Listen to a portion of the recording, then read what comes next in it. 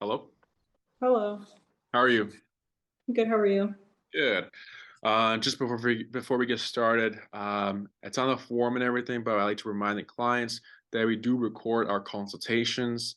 So just another heads up with that. I did read a little bit of your form. Dog reactivity. Sunny, Yeah. right? Sunny? Yeah. Yeah. Sunny. But go ahead, just fill me in on Sunny with anything you think I should know about, and then I'll be taking notes as you go along, and then we'll go from there. Okay. Well, Sonny, he's 4 years old. He's a pit bull. He's around like 65-ish pounds. But yeah, I've basically always had problems with his dog reactivity since he was very small. But it's just, I don't know if it's like anxiety or like what it is. He's never really been like aggressive towards dogs. It's just like he sees a dog and he kind of freaks out. Got it. So he just like barks repeatedly and he won't stop until they're gone. Mm-hmm. And then he like will pull like on the leash when he sees birds or whatever. So like he'll try to like lunge towards them. And like yeah, so he just pulls very hard when he sees any other animal or a dog, especially, no matter the size or whatever. But I mean, it's just him in the house, but my mom watches him and she has a dog and my sister has a dog as well. And he's totally fine with them. And like my brother's dog, like he's fine with that. He's fine with like familiar dogs, but it's just dogs he doesn't know or he's never seen before. He like freaks out. Got it. Okay. Anything else you should know about Sunny? Um, no. What else is relevant? He's neutered. He's See neutered? that? Yes, he is. Okay. Um, I don't know what else to say. He's not like aggressive towards people at all. He's very Okay. friendly, actually. It's mainly just other animals, dogs. So it sounds like um reactive to dogs, and he's got pretty good prey drive to birds and squirrels and stuff like that, like you said, Yeah, right? yeah, for sure. I know he really likes food and toys, so that I've tried like using like food and toys to like distract him, but it's like I don't exist Mm-hmm. when he sees like another dog. Got it. With other animals, it's not as bad. It's mostly with the dogs that he can't like focus. Mm-hmm. So I think that's like a big thing too. Is it's really hard to get him to focus when there's like dogs around. Got it. Okay. And you can tell like he's like really anxious. Like he won't even use the bathroom when I take him out. Like if he saw a dog, like it's like until he hasn't seen one for like several minutes, he's like on alert. So he won't like use the bathroom or do anything Got it. until he knows that like for sure they're gone. Got it. Okay. Um, How's he in the home? Is he, kind of just like hanging out or yeah, I mean right now he's drinking water, he's just laying down. He's very good in the home. He doesn't like bark all day long or anything. He's nice? just he sleeps most of the time, to be honest. But he does like to play a lot. But other than that, like he's very calm inside. Um, he's laying down by the door over there, but yeah, he's very calm inside. But I don't know if so before when I did live with my mom, my brother lived with us too, and he had a lot of dogs, and they were all very aggressive Mm-hmm. at each other. Mm-hmm. So I don't know if like him seeing them fighting all the time was like triggering for him and it made him anxious. He wouldn't get into the fights, but like just like I don't know, seeing them all Got the it. time probably wasn't great for him. So he's gotten a lot better since like my brother moved out, and then now that I moved out and it's just him, like he's a lot better now, but it's still like an issue. Got it. Oh, so you don't live with your mom anymore, you said? No, no. It's just you and Sonny, right? Yes. Okay. There's no other Yes. dogs in the home? No. Oh, My he does go to my mom's house a couple days a week oh, though. I see. So I see. so she watches them and she has a dog. And then sometimes she watches my sister's dog too. Oh, okay, okay. Yeah, yeah. But here Okay. it's just him. Got it. All right. Um, is there anything else you're trying to work on with Sonny? Like, so it sounds like your priority is more of like behavior, right? Yeah. Whereas like the reactivity. Are there Hmm. any like obedience commands you're looking for, like calm, stay, sit, place? I think I mean recall is definitely I think would be beneficial. Recall. Um and I mean place too. I mean he's pretty good at like I said, like inside he's very good. Like he'll listen, like he knows, you know, if I tell him to go to the couch or if I tell him to go to his room, just as great, he goes. Like he knows what everything means and he listens fairly well. It's just outside is not Got it. not a thing. Okay. But I mean other obedience things would be great also, but like my main focus is just like the reactivity. Correct. But Correct. after that, if that works out, then yeah, I think I would like that as well, just to kind of get it more like I guess set. For sure. Because Yeah. like I said, he listens, like, but it's like sometimes I do have to tell him more than once. But Exactly. Yeah. yeah, Cool. Um, and then when did you start to notice his reactivity? um, very young. Okay, so it's always been there. Probably yeah, probably since he was like 7 months old. Got it. I tried taking him to like when he was like a puppy, like I tried to take him to like PetSmart to get him trained, but that didn't work out very well.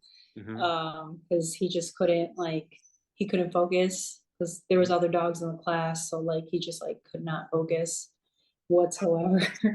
Got it. Okay. Um, and then reactive towards dogs. Okay. And for your family members' dogs, your mom's, your sisters, when did he meet those dogs? um he met my sister's dog since he was like basically was since he was we got him Okay. Has he met any? Oh, hello?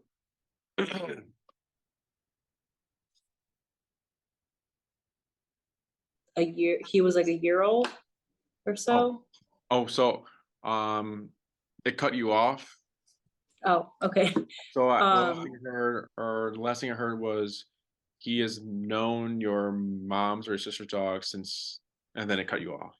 okay, so he's known my sister's dog basically since birth, Okay. or not birth, but Yeah, yeah, yeah. and then he's known my mom's dog since he was like a year old. Oh, he was a year. Okay. Yeah, He met your mom's dog after a year, right? yeah, Okay. about. Mhm. Has he met any other new dogs recently after his year and a half mark or 2 years? I mean, other dogs like other ones of like my brother's dogs. I So see. And those were newer dogs to him, right? yeah, Okay. yeah. So he's met a couple of his like newest dogs. So probably like a year ago or so. How you take it? Um, he, I mean, the weird thing is that like when we bring him the dogs in the house, and like these are brand new dogs he's never met before, he like is very happy Okay. and he like takes to them right away, which I think is like I just don't understand. Because I mean, my brother has brought like new dogs he's never met before. He brought him inside, just put him down, and my dog is like happy as can be, and For sure. I don't get it. Sure. Yeah, that's fine. Um, and then before I forget, how did you guys hear about us? I actually just Googled, Google? Okay, no and worries. then I just went off of reviews. Uh-huh. So, Yeah, that's good. based off of like what I need and For sure. yeah. Exactly. That's good. Um, so everything I'm gathering, is he's definitely overstimulated when you take him out, right? Yes. Overstimulation, can there be anxiety in an overstimulated dog?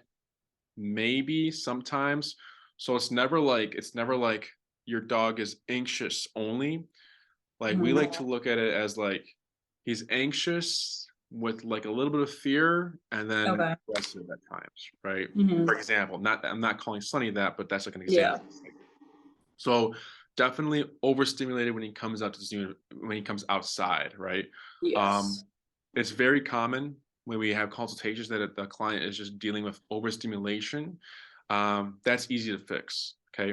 An Okay. overstimulated dog is just overwhelmed with the environment and they don't know what to do. There's Mhm. no job for them and there's no guidance. So it's Okay. almost like I forget what that TV show is called. There's like a TV show where this guy is like out in the wild and he's just like hunting his own food and shit. And then it's like imagine if you were thrown in the wild with that man, right? Mhm. You would want guidance. You would want to be with him, right? You would want to know, Mhm. "Well, how do I survive out here?" But imagine if Mhm. he just ignored you, right? You'd be pretty Okay. stressed out, right? Same thing Mhm. for Sonny. He's like, there's dogs, there's people, there's birds, there's so much stuff, right? Any little thing can trigger him to Mhm. a lunge because he's just so amped up and doesn't know Mhm. how to take in the environments, right? Mhm. What's the how busy is your area that you live in? Are you in the suburbs, in the city? I'm in the city. It's fairly busy, I guess, but I mean, I guess depends what time I take them out. Okay. So I've kind of learned what times are not as busy as others. Uh-huh. So I mean, it's not like crazy. Like I can go outside fairly easily and I can avoid the dogs, which is what I've done Mhm. just to, not stress them out. But so I can avoid dogs if I need to. Um, but I mean, plenty of dogs live around here. It's a very dog friendly area. So, For sure. and then like when I walk him, I have to take him through the park, and Okay. that one there's a lot of people walking their dogs, which is an issue. Once I get to like the bigger park, we're fine. But like the small park in between is like it takes me so long just to get him through that. What's the park called? Um, it's not really, I don't know if it even has a name.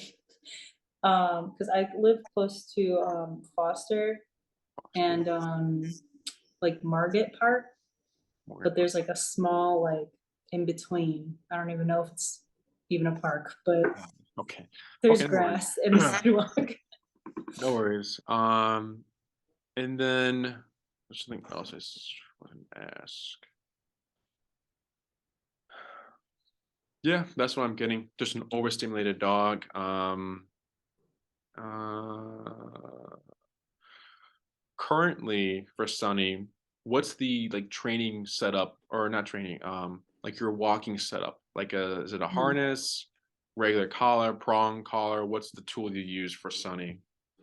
He wears a harness and a collar. Okay. Yeah, Is your leash connected to both or just the harness? just the harness. Okay. So that's something that could be feeding into the reactivity and Okay. the overstimulation. So we try to avoid harnesses Okay. because dogs have what's called opposition reflex. Are you familiar with that Mhm. term? Yeah. Okay. So basically, harnesses are used for huskies, right? Because when you pull back, they want to go against the pressure. So it makes them pull the Mhm. sled or horses Mhm. to pull the carriage. We also use harnesses for our protection trained dogs.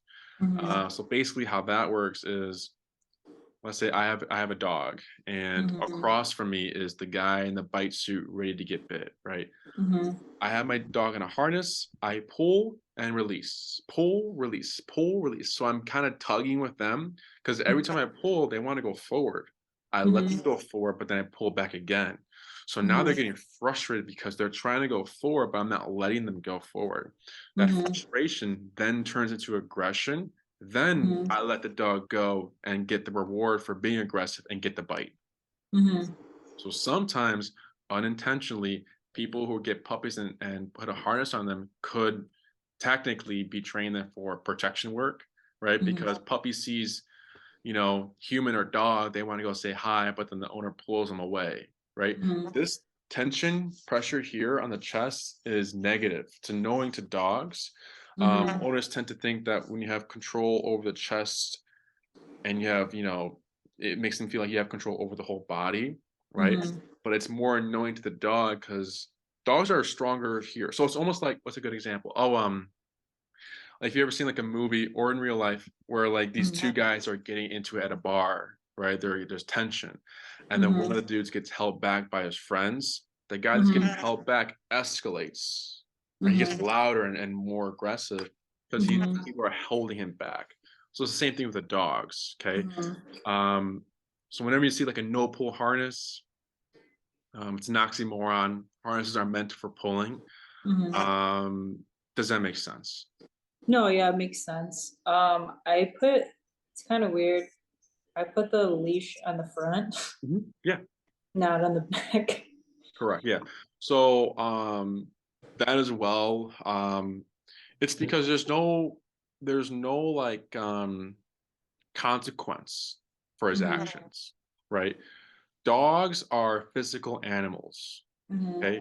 If Sonny, you know, let's say your brother brought over a new dog and he was Mhm. like older, right? And Mhm. Sonny was being really excited and trying to play with this new dog, but the Mhm. old dog didn't like it. How do you think that old dog would communicate to Sonny that, hey, you're being too much, you need to get away from, Mhm.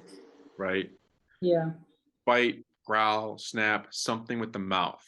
Mhm. Dogs don't have English or languages, right? They can't say Mhm. off, leave it, no, or sit, stay.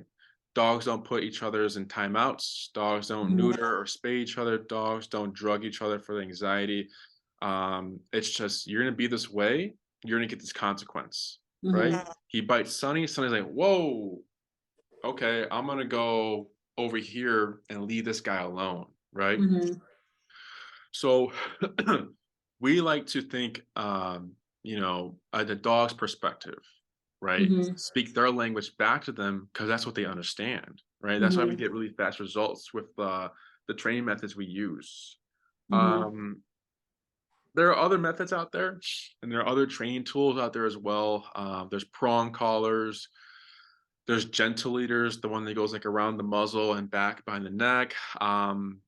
There's slip leashes or slip chains, many tools and methodologies out there, right? Mhm. Um, Prong collar is definitely a good step forward. Are you familiar with prong collars? Yeah. Um, it's a good step forward because that is physicality, right? Those Mhm. prong collars are supposed to mimic a dog's mouth. Each prong Mhm. is a dog tooth. Think of it as like that, right? Mhm. So when dogs feel that, they know immediately kind of how to turn that off or what to do because it's Mhm. physical pressure on the neck, right? Mhm. Dogs have been receiving physicality since they've been puppies, right? Mhm. There's a really good YouTube video to watch. It went viral. You've probably seen it. It's this yellow lab mother. Mhm. She's entering her little whelping area with her puppies. And Mhm. as she enters, these puppies go crazy. They're very excited. They're jumping on her. And she stiffens Mhm. up. She starts to growl. And she Mhm. snaps at three puppies. And the Mhm. other like five or six turn around. They walk away, and then they lay down. And it's quiet Mhm. right, within seconds. Right. So a lot of times clients are saying, or people, um, it's a puppy. You can't correct a puppy. Let the puppy be a puppy. But you absolutely can. They've been getting Mhm. corrected in physical, receiving physicality since they've been babies with their mothers. Right. Mhm. When a puppy goes to a new home, a new owner, they lose that structure from them with the mother. So then the puppy acts a brat. They get away with things because the owner has a Mhm. certain mindset, or society has put a certain mindset in these people that you can't address a puppy because it's a puppy, right? Mhm. Um, so prong collar, physical, their language. It's definitely a better tool. However, there are pros and cons to this tool. Pros are, like I said before, it's their language, they can understand it. Cons would be sometimes more with pitties and goldens and bully breeds, they tend to override the prong collar, Mhm. right? So you can put a prong collar without the dog's presence, with you, and he's going to be good, a better walker. But when he sees a dog, there could be a chance where if he's at a 10 on his Mhm. reactivity, like he's full on 10 out of like 10 when he's reacting, and Mhm. your strongest yank or pull away is a 7, you're never going to override the desire to focus on that dog. You're never going to Mhm. override him, right? Mhm. That's where a lot of owners will say is that, yeah, Pronkler was good at first, but then the dog got used to it and then they just blew me off again. Or it wasn't Mhm. enough. Or the dog got more frustrated because it was just annoying them at that point, right? Mhm. Um, Another con would be, if you're looking for recall, your leash still needs to be on him the whole time because the moment you take that Mhm. leash off, you lost control. Okay. Mhm. Does that make sense about prong Yeah. collar? Mhm. Um, which then brings me to e-collars.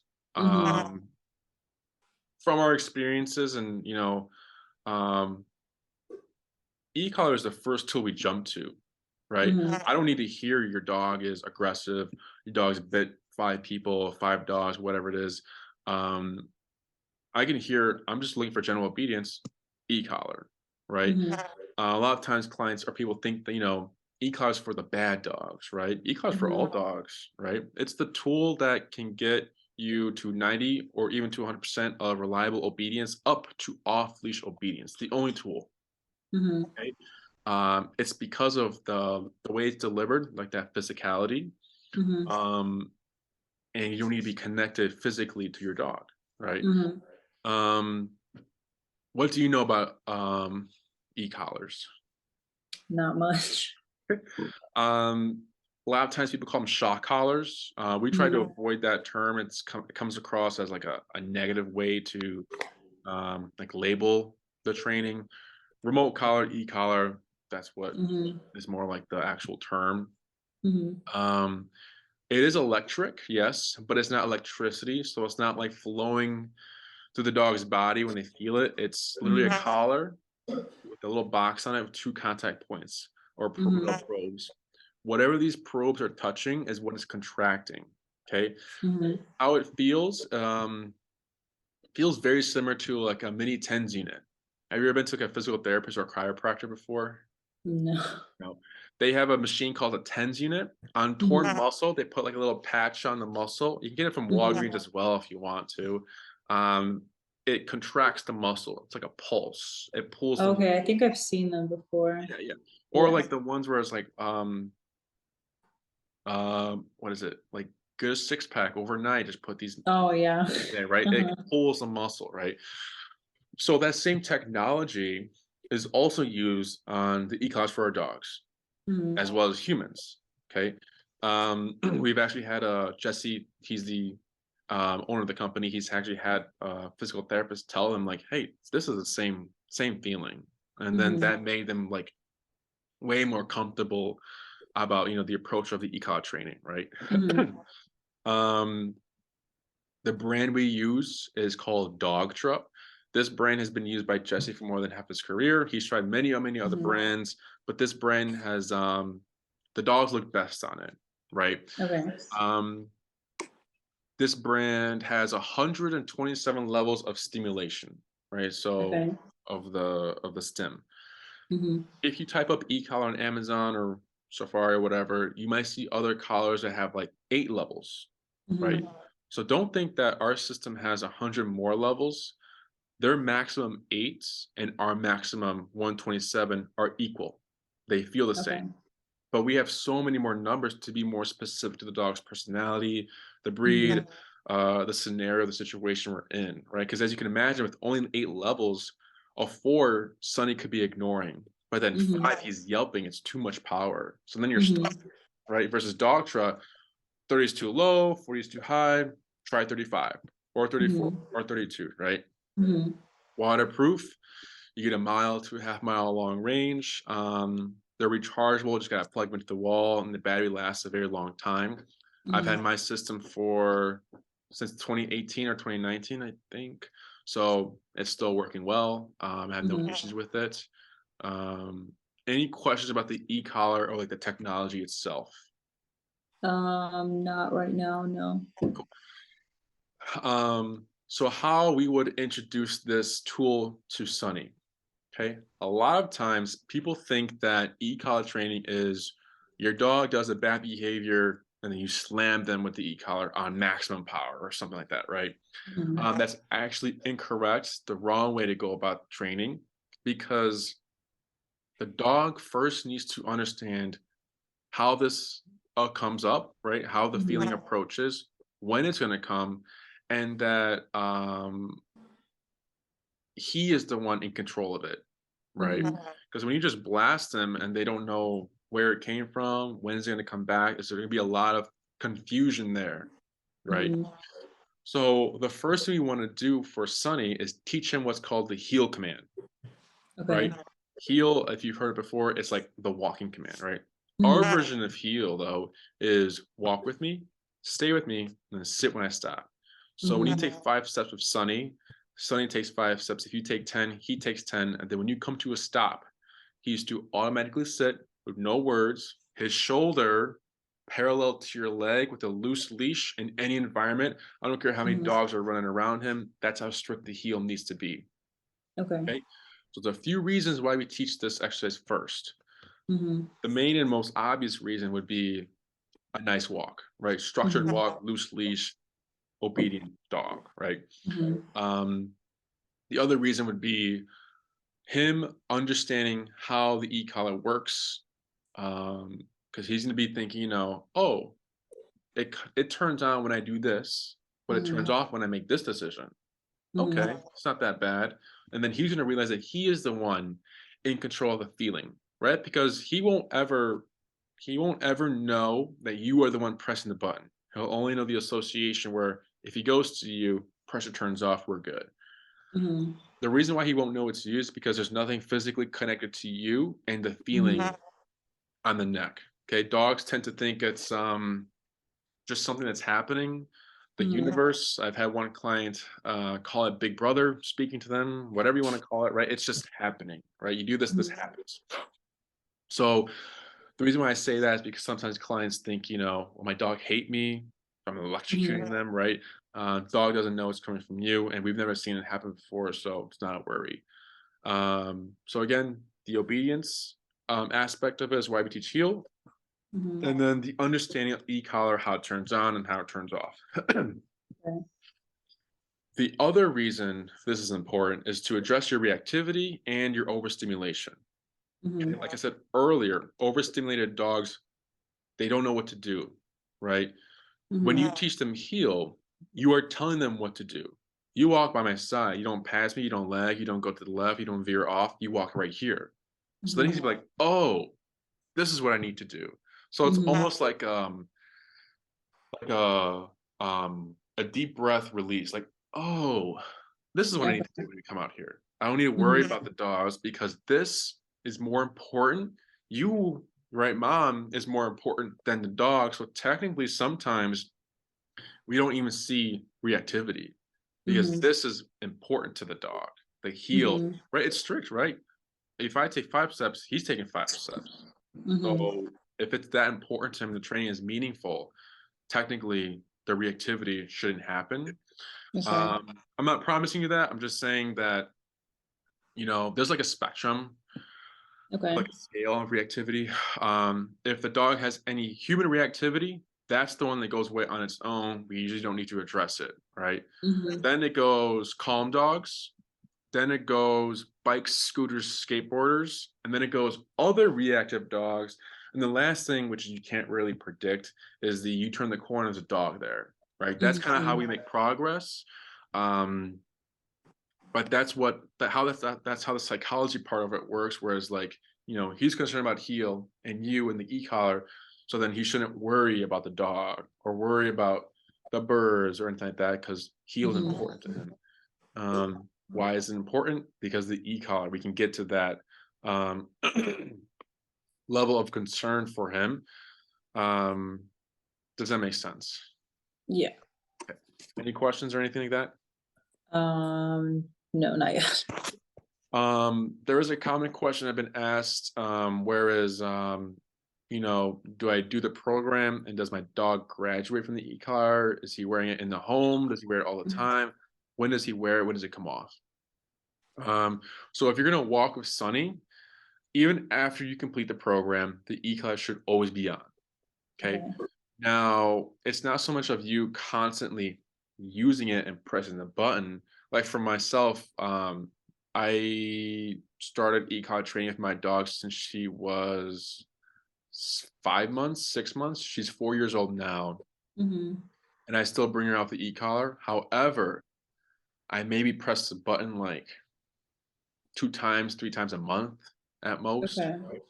I have the e-collar on in case for emergencies, right? Because Hmm. you can't predict what's going to happen on this walk you go on. Okay. Hmm. So my dog has never experienced a car crash next to her or a car Hmm. backfiring all of a sudden, right? Hmm. So if that does happen in the future, and let's say she bolts and my leash breaks or I fall off the ground, I have my e-collar to override her flight mode and then make Hmm. her do the 180 and come back to me. Hmm. So that's why it should be on your walk because you can't predict what's going to happen on this walk, right? Okay. So it only takes one moment for you to realize, damn, I should have had the e-collar on, right? Hmm. In the home, you mentioned he's good, then he doesn't need the e-collar.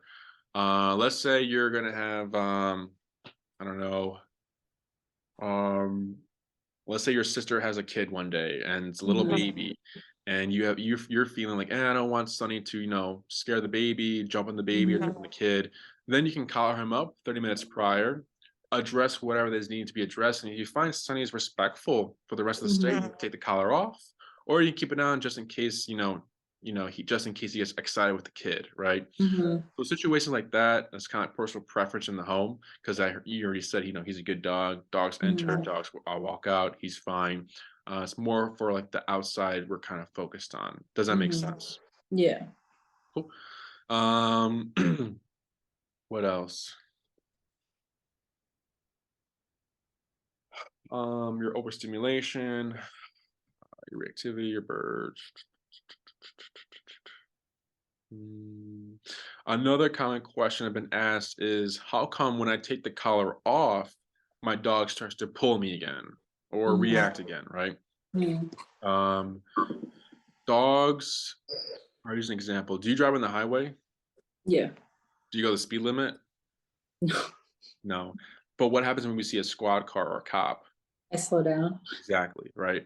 It's called opportunistic behavior. It's just part of Hmm. nature. Dogs have it as well. So Hmm. Jesse likes to call a collar cop on a collar, right? When the cop is present, they behave. Hmm. All dogs are different though. Some dogs are more opportunistic than others. Hmm. We've had some clients say that without the collar, the dog still behaves and they're still good. Hmm. That's great. Okay. We have other clients say the moment the collar comes off, boom, pulling, Hmm. anxious again, right? It has nothing to do with you. It has nothing to do with the training, or the trainer or the collar. That's just nature. That's just how dogs are. Because we Hmm. humans are the same way. If we know we can get away with something, we're going to get away with it, right? Hmm. Does that make sense? Yeah. Cool. Um, for programs, we have in person, we have the board and train program, we have the daycare and train. Is there a Hmm. specific program you were interested in, or would you like me to run through them with you and kind of explain how they all work? I was thinking of the in-person training. Okay. Um, so we have 3-week program, 6, 9, 12 for in person. Hmm. Okay.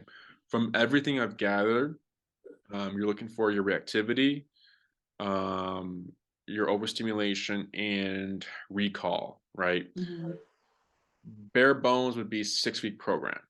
Okay. Okay. You can always add classes as well. So if you get Hmm. to the end of your 6-week program, you're like, damn, like I want to learn more. You always have that option. Okay.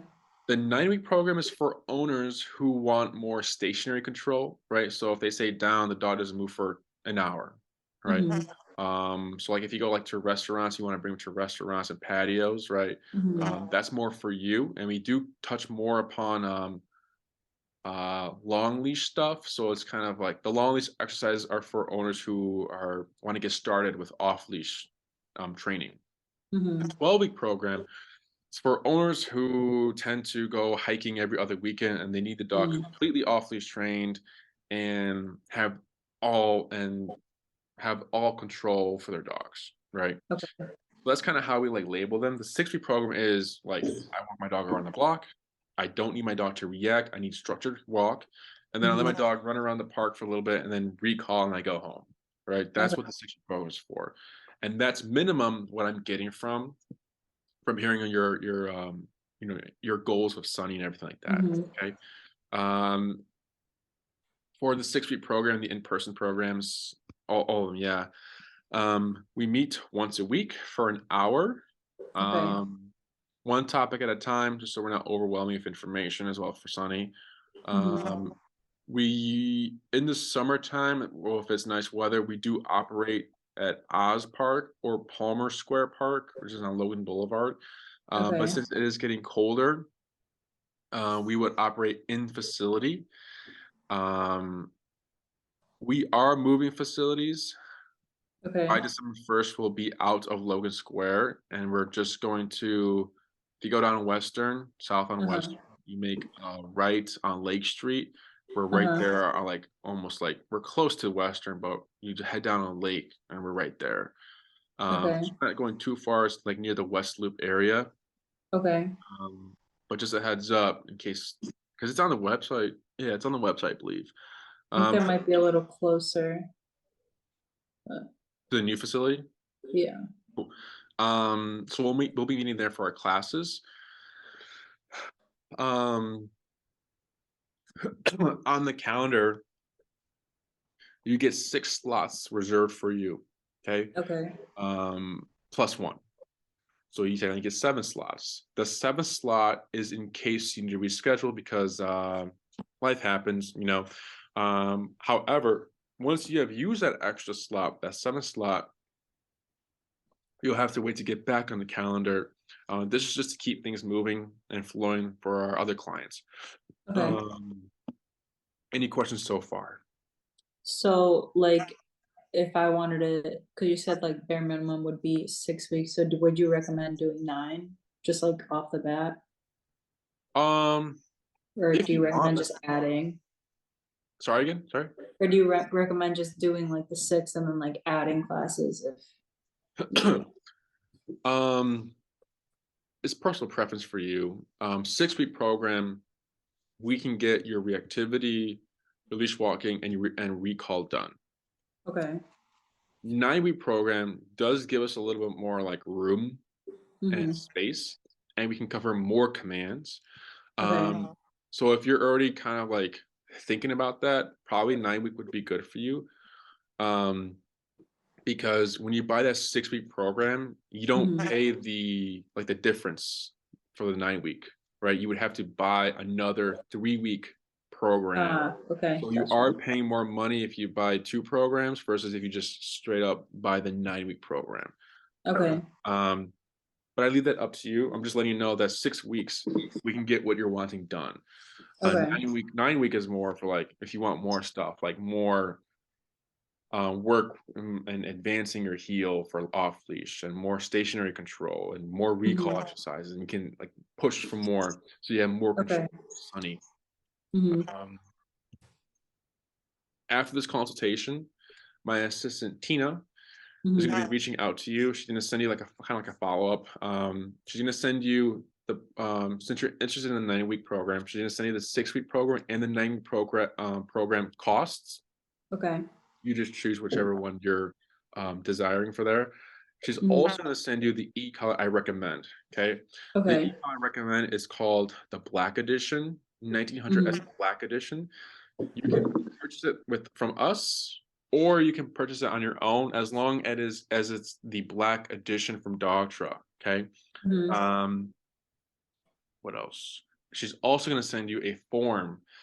This form needs to be signed and agreed to. Once the form is signed and agreed to, we can go ahead and begin the billing and booking process. So we work with your availability. So you'll give Tina, a day and time you're free, and then she'll work with that for the calendar stuff. Okay. Any other questions? I don't think so. Cool. Like I said, this is very common, like an overstimulated dog. Pitties tend to be more intense than whatever the behavior we're trying to address, right? So if you told me you had or someone told me, they had a aggressive reactive German Shepherd and an aggressive reactive pit bull, I would assume that Pitty's gonna be more intense than the German Shepherd, right? That's just part of the breed. I'm not saying Pitties are aggressive, right? Because that's a Yeah. different breed, right? They're just intense and they're more passionate about whatever activity or behavior they're into, right? They're more passionate with playtime. They're just more of like a working intense breed. That's all. Yeah. So I'm pretty sure Sonny's not an aggressive dog. He's just overstimulating in the environment when you bring him outside. So it's more about focusing on, giving him a job, calming him down, letting him know that, hey, buddy, when we're out here, this is what we need to do. You don't need to worry about that stuff, right? Another wonderful thing about e-collar is that it's very transferable. So Okay. does anyone else handle Sunny, or are you looking to would anyone else be participating in the training? Your mom, your sister? No, it's mostly just me. You? Okay. Yeah. If you ever, let's say you get a partner in the future, or you get a dog walker, right? Let's say we start training with Sunny and your number is 30, right? That's the number Sunny is most responsive to. When your dog walker walks Sunny, or your partner or your mom or your sister, and they use 30, it's still 30. It's the same feeling, right? So it doesn't matter who's handling the dog, 30 is still 30. Okay. So it's like another wonderful thing about it is that's easily transferable, and you don't need to worry about, well, he's stronger than her or she's stricter than him, or all of these other things. As long as the behaviors and the exercises are practiced correctly with the correct number, that's what matters. E-collar training, e-collar training, remote training is very easy. All you're doing is pressing a button, right? There's no emotion, there's no yelling, there's no physicality, there's no yanking or cranking. It's just you're pressing a button. Everything Okay. in this world is becoming button based now. Elevators, computers, phones, even cars. You press a button, the car starts, right? Okay. So it's very simple to pet owners. The hardest part about e-collar training is more like for the human, right? So, following through with the homework, being consistent, and going to the certain levels of the e-collar we tell you to go to, right? Because that's what we're doing what your dog needs, not what the human needs, right? What your Okay. dog needs is the structure and guidance, and we need the owner to continue with that so that everything's consistent from the moment you complete your program, right? Does that stuff make sense? Yeah. Cool. Any question about the Sunny, e-collar, programs, commands, obedience, anything like that? I don't think so.